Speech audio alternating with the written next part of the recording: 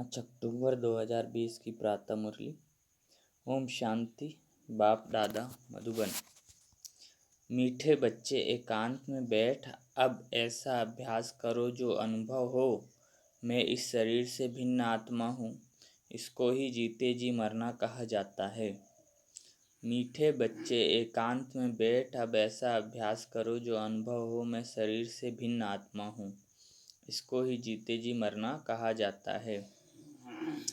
प्रश्न: एकांत का अर्थ क्या है? एकांत में बैठ तुमको कौन सा अनुभव करना है? उत्तर: एकांत का अर्थ है एक की याद में इस शरीर का अंत हो, अर्थात एकांत में बैठ ऐसा अनुभव करो कि मैं आत्मा इस शरीर चमड़ी को छोड़ बाप के पास जाती हूँ। कोई भी याद न रहे, बैठे बैठे अशरीरी हो जाओ, जैसे कि हम इस शरीर से मर गए, बस हम आत्मा हैं, शिव बाबा के बच्चे हैं। इस प्रैक्टिस से देह भान टूटता जाएगा। ओम शांति। बच्चों को बाप पहले पहले समझाते हैं कि मीठे मीठे बच्चे, जब यहाँ बैठते हो तो अपने को आत्मा समझ बाप को याद करते रहो और कोई तरफ बुद्धि नहीं जानी चाहिए। यह तुम बच्चे जानते हो, हम आत्मा हैं। पाठ हम आत्मा बजाती हैं इस शरीर द्वारा। आत्मा अविनाशी, शरीर विनाशी है। तो तुम बच्चों को देही अभिमानी बन बाप की याद में रहना है।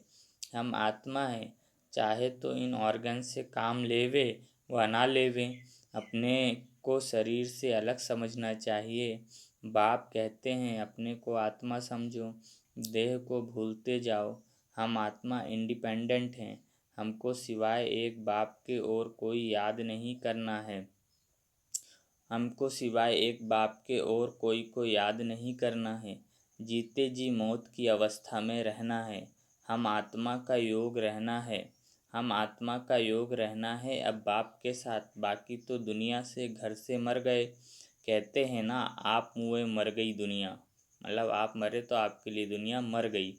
अब जीते जी तुमको मरना है। हम आत्मा शिव बाबा के बच्चे हैं। शरीर का भान उड़ाते रहना चाहिए। बाप कहते हैं अपने को आत्मा समझो और मुझे याद करो। शरीर का भान छोड़ो, यह पुराना शरीर है ना, पुरानी चीज़ों को छोड़ा जाता है ना। अपने को अशरीरी समझो। अभी तुमको बाप को याद करते करते बाप के पास जाना है। ऐसे करते करते फिर तुमको आदत पड़ जाएगी। अभी तो तुमको घर जाना है, फिर इस पुरानी दुनिया को याद क्यों करें? एकांत में बैठ ऐसे अपने साथ मेहनत करनी है।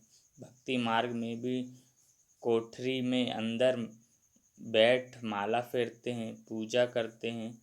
तुम भी एकांत में बैठ या कोशिश करो तो आदत पड़ जाएगी। तुमको मुख से तो कुछ बोलना नहीं है, इसमें है बुद्धि की बात। शिव बाबा तो है सिखलाने वाला, उनको तो पुरुषार्थ नहीं करना है। यह बाबा पुरुषार्थ करते हैं, वह फिर तुम बच्चों को भी समझाते हैं। जितना हो सके ऐसे बैठकर विचार करो। अभी हमको जाना है अपने घर, इस शरीर को तो यहाँ छोड़ना है। बाप को याद करने से ही विकर्म विनाश होंगे और आयु भी बढ़ेगी।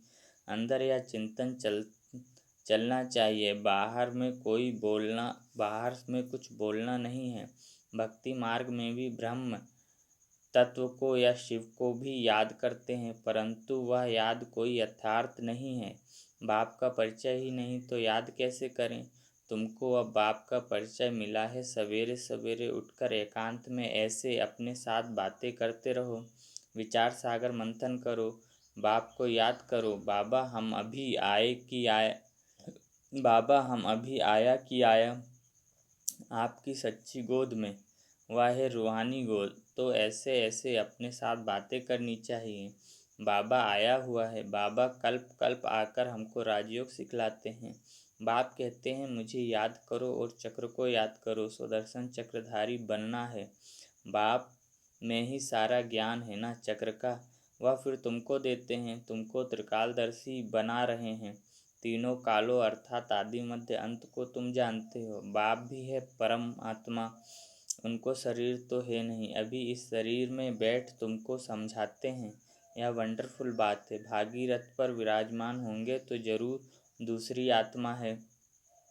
बहुत जन्मों के अंत का जन्म इनका है। नंबर 1 पावन वही फिर नंबर 1 पतित बनते हैं। वह अपने को भगवान विष्णु आदि तो कहते नहीं।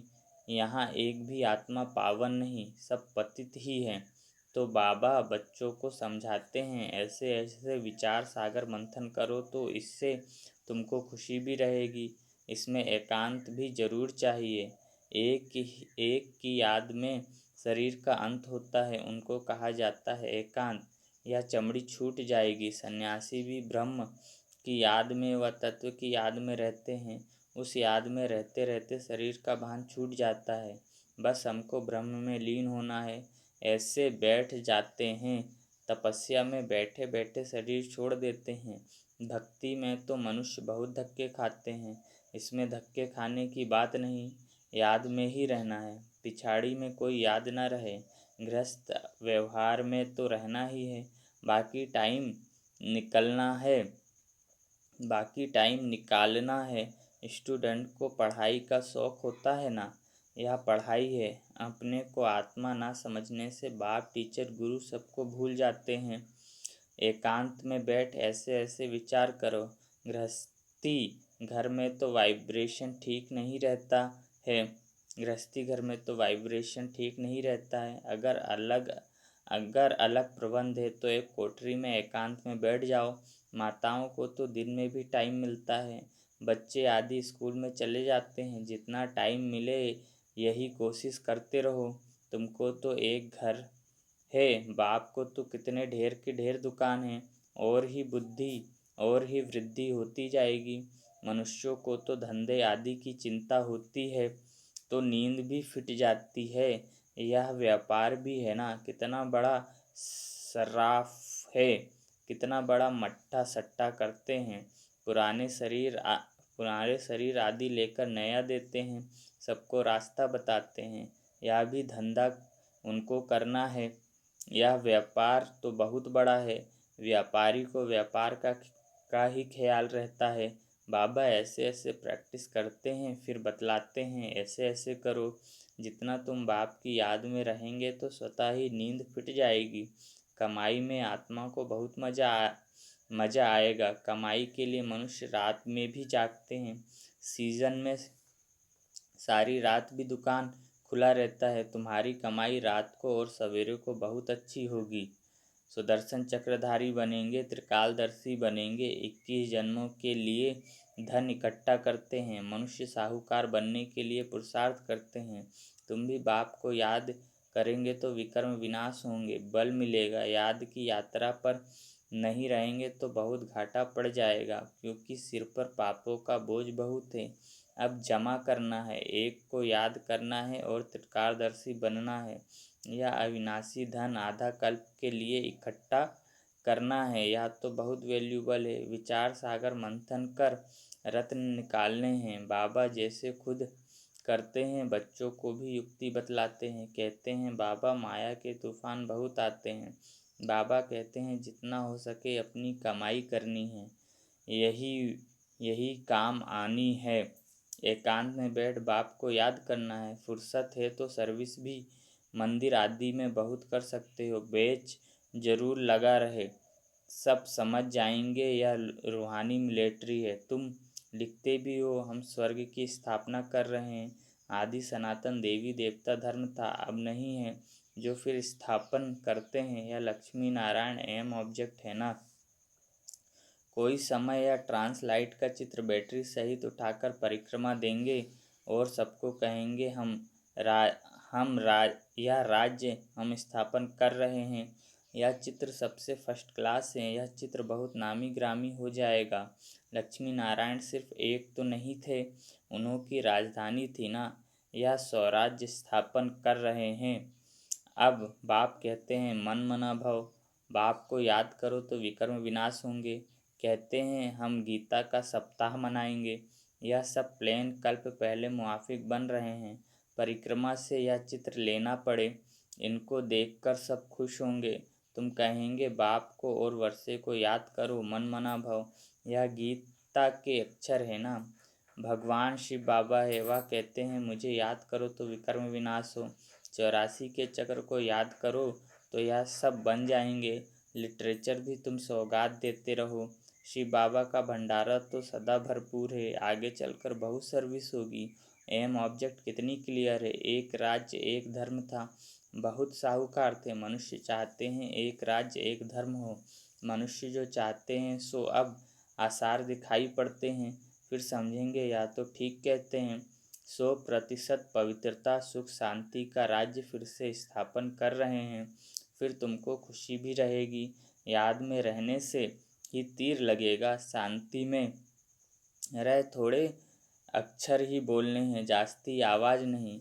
गीत कविता आदि कुछ भी बाबा पसंद नहीं करते। बाहर वाले मनुष्यों से रीस नहीं करनी है। तुम्हारी बात ही और है। अपने को आत्मा समझ बाप को याद करना है बस। स्लोगन भी अच्छे हों जो मनुष्य पढ़कर जागे। बच्चे वृद्धि को पाते रहते हैं, खजाना तो भरपूर रहता है। बच्चों का दिया हुआ फिर बच्चों के काम ही आता है। बाप तो पैसे नहीं ले आते हैं, तुम्हारी चीज़ें तुम्हारे काम में आती हैं। भारतवासी जानते हैं हम बहुत सुधार कर रहे हैं। 5 वर्ष के अंदर इतना अनाज होगा जो अनाज की कभी तकलीफ नहीं होगी। और तुम जानते हो ऐसी हालत होगी जो अन्न खाने के लिए नहीं मिलेगा। ऐसे नहीं अनाज कोई सस्ता होगा। तुम बच्चे जानते हो हम 21 जन्मों के लिए अपना राज्य भाग पा रहे हैं। यह थोड़ी बहुत तकलीफ तो सहन करनी ही है। कहा जाता है खुशी जैसी खुराक नहीं। अतीन्द्रिय सुख गोप गोपियों का गाया हुआ है। ढेर बच्चे हो जाएंगे, जो भी सैम्पलिंग वाले होंगे वह आते जाएंगे। झाड़ यहाँ ही बढ़ना है ना। स्थापना हो रही है। और धर्मों में ऐसा नहीं होता। वहाँ तो ऊपर से आते हैं। यहाँ तो जैसे कि झाड़ स्थापन हुआ ही पड़ा है। इसमें फिर नंबरवार आते जाएंगे, वृद्धि को पाते जाएंगे। तकलीफ कुछ नहीं, उन्हों को तो ऊपर से आकर पाठ बजाना ही है। इसमें महिमा की क्या बात है। धर्म स्थापन के पिछाड़ी आते रहते हैं। वह शिक्षा क्या देंगे सदगति की, कुछ भी नहीं। यहाँ तो बाप भविष्य देवी देवता धर्म की स्थापना कर रहे हैं। संगम युग पर नया सैम्पलिंग लगाते हैं ना। पहले पौधों को गमले में लगाकर फिर नीचे लगा देते हैं, वृद्धि होती जाती है। तुम भी अब पौधा लगा रहे हो, फिर सतयुग में वृद्धि को पाए राज्य भाग पाएंगे। तुम नई दुनिया की स्थापना कर रहे हो। मनुष्य समझते हैं अर्जुन कलयुग में बहुत वर्ष पड़े हैं, क्योंकि शास्त्रों में लाखों वर्ष लिख दिया है। समझते हैं कलयुग में अभी 40,000 वर्ष पड़े हैं, फिर बाप आकर नई दुनिया बनाएंगे। कई समझते हैं यह वही महाभारत लड़ाई है। गीता का भगवान भी जरूर होगा। तुम बतलाते हो कृष्ण तो था नहीं। बाप ने समझाया है कृष्ण 84 जन्म लेते हैं। एक ही फीचर्स ना मिले दूसरे से तो यहाँ फिर कृष्ण कैसे आएंगे। कोई भी इन बातों पर विचार नहीं करते हैं। तुम समझते हो कृष्ण स्वर्ग का प्रिंस, वह फिर द्वापर में कहाँ से आएगा। इन लक्ष्मी नारायण के चित्र को देखने से ही समझ में आ जाता है। शिव बाबा यह वर्षा दे रहे हैं। सतयुग की स्थापना करने वाला बाप ही है। यह गोला झाड़ आदि के चित्र कम हो थोड़े ही हैं। एक दिन तुम्हारे पास यह सब चित्र ट्रांसलाइट के बन जाएंगे। फिर सब कहेंगे हमको ऐसे चित्र ही चाहिए। इन चित्रों से फिर विहंग मार्ग की सर्विस हो जाएगी।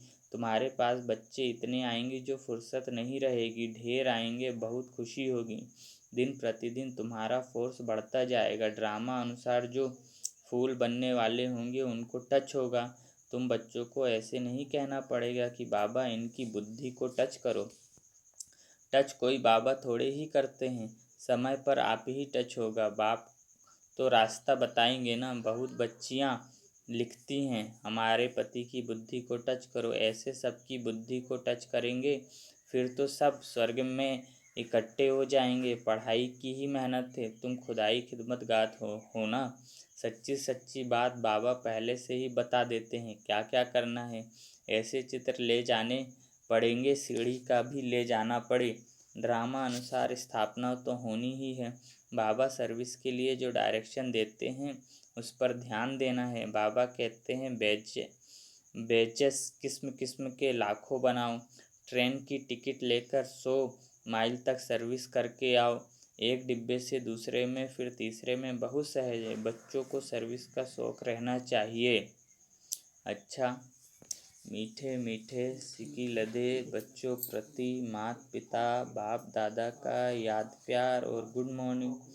रूहानी बाप की रूहानी बच्चों को नमस्ते।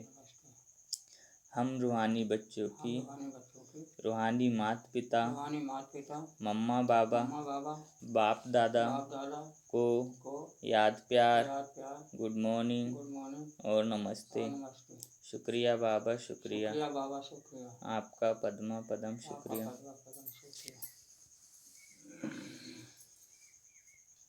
धारणा के लिए मुख्य सार। पहला, विचार सागर मंथन कर अच्छे अच्छे रत्न निकालने हैं। कमाई जमा करनी है, सच्चा सच्चा खुदाई खिदमतगार बन सेवा करनी है। विचार सागर मंथन कर अच्छे अच्छे रत्न निकालने हैं। कमाई जमा करनी है, सच्चा सच्चा खुदाई खिदमतगार बन सेवा करनी है। दूसरा, पढ़ाई का बहुत शौक़ रखना है। जब भी समय मिले एकांत में चले जाना है।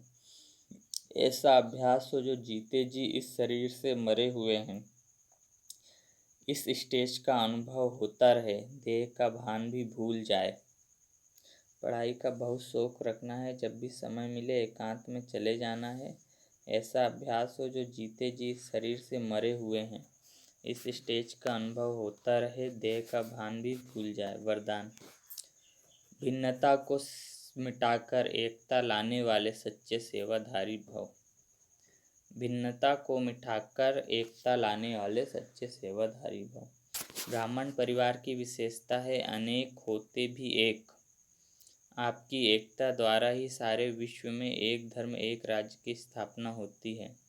इसलिए विशेष अटेंशन देकर भिन्नता को मिटाओ और एकता को लाओ, तब कहेंगे सच्चे सेवाधारी।